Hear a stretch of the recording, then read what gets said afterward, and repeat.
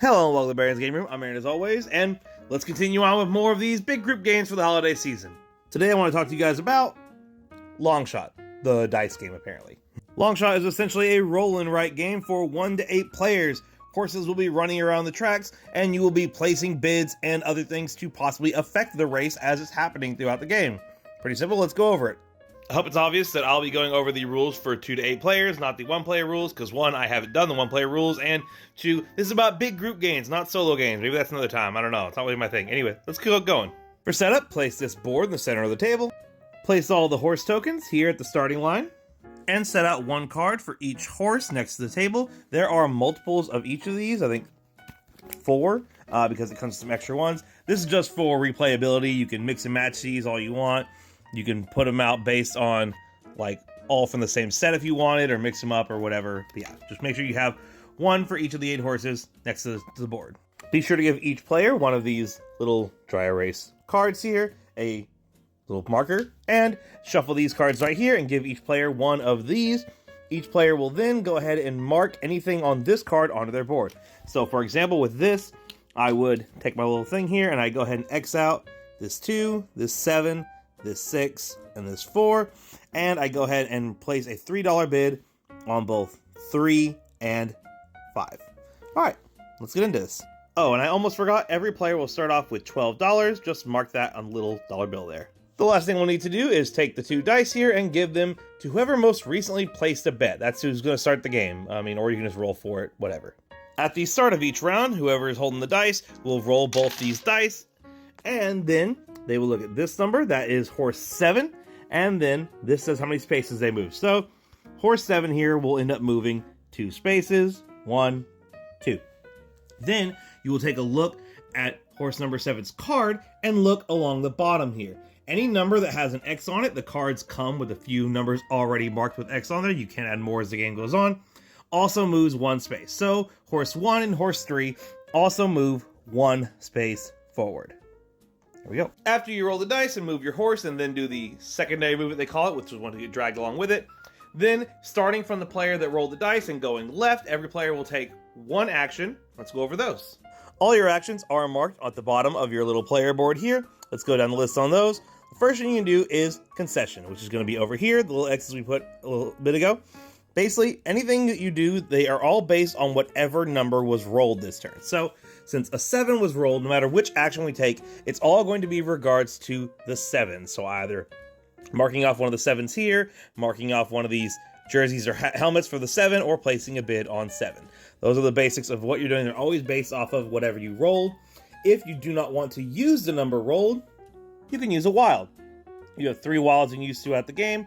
Just X those off, and then you can treat that number as any number you want. And treat it as a 1, 2, 5, whatever. It doesn't matter. There is one more thing before we go into the specifics of each action.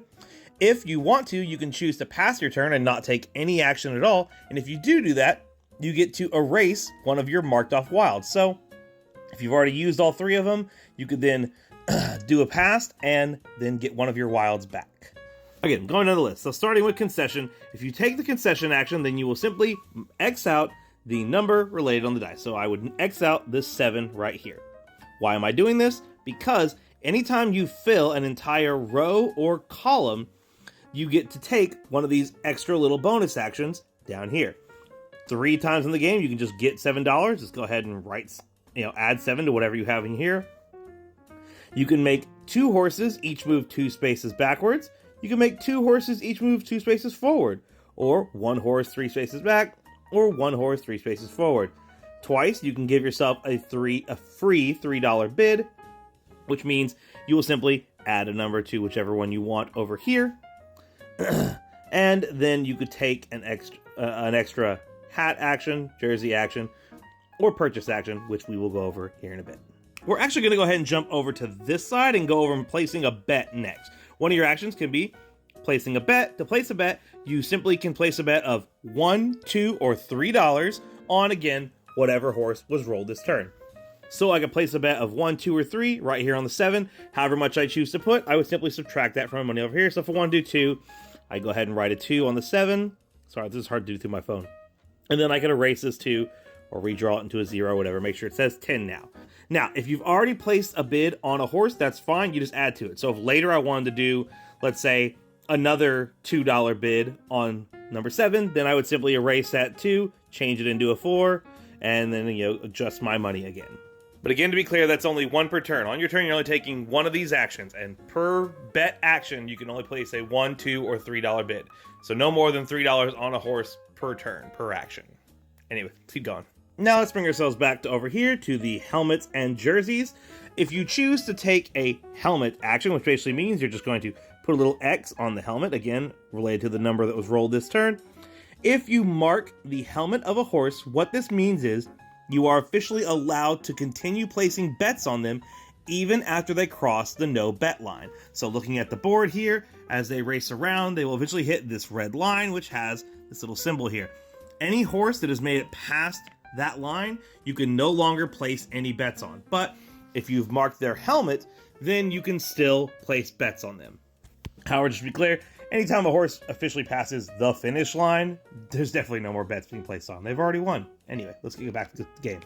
The other one here is the jersey.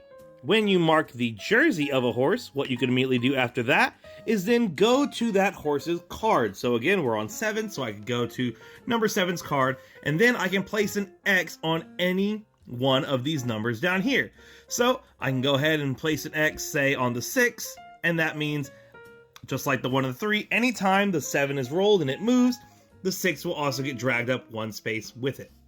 You are allowed to mark the X on the horse or on the horse itself's card, so 7, you can still mark 7, and what that means is basically every time 7 moves, it'll move this, and it'll get to move one more for the secondary movement too.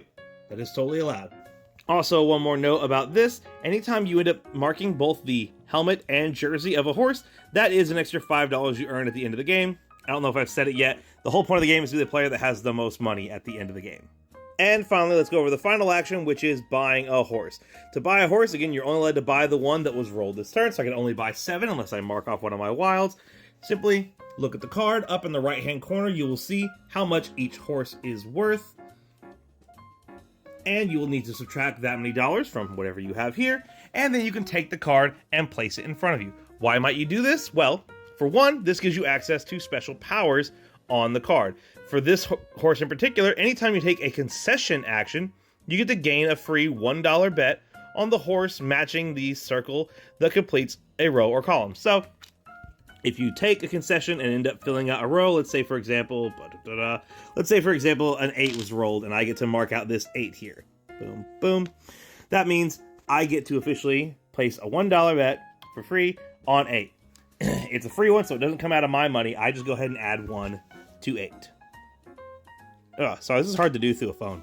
Another reason why you would want to own a horse besides having access to its ability is at the end of the race, if a horse you own ends up placing first, second, or third, then you will get some extra money. If you own the horse that gets first place, you will get $35, $25 for owning the horse in second, and $15 for owning the horse in third. Now, the last thing I want to go over before I talk about scoring are the odds over here. You'll notice that they get higher and higher as they go down. That is because at the start of the game, again, there are already some horses that are pre-marked on each other's cards to move around, and basically 1 and 2 are marked the most frequently, and 8 is marked the least frequently at the start. So of course you could add more markings to drag them along, but statistically at the start of the game, 1 has the easiest chance of winning the game, and 8 has the hardest chance of completing the race. Now again, you can't control the dice. The dice are always going to be their own factor, but statistically based on the secondary movements, that is how these odds are based on. Oh, and one last thing before scoring. Horses must move past the finish line either by the die roll or by secondary movement. I know I showed you earlier there were some ways that you could affect how the horses are pulled forward or pulled back. A player cannot force a horse past a finish line. They can only cross the finish line either by their number coming up and the die roll movement, or the secondary movement, 7 moved 2 and then 6 got to move 1, something like that. That's the only way they're allowed to cross the finish line. When a horse ends up passing the finish line, simply take them and place them over here. Once 3 horses have passed the finish line, you immediately end the game and add up your scores. The first thing we're going to do is we're going to figure out how much money we earned from our bets. What you're going to do is you're going to go down the side here, and any horse that you bid on, you're going to take that number and multiply it by where they placed in the race. If they place first, second, or third, multiply it by this blue, red, or white number, and every other horse just do by 1. So since the horses we had are 6 in first, 5th in second, and 8 in third, 3 unfortunately is just going to be times 1, so I just mark a 3 there. And then going down, the 5th horse was in second place, so I do 3 times 6 there for 18. Unless I'm doing bad math, I think I'm good.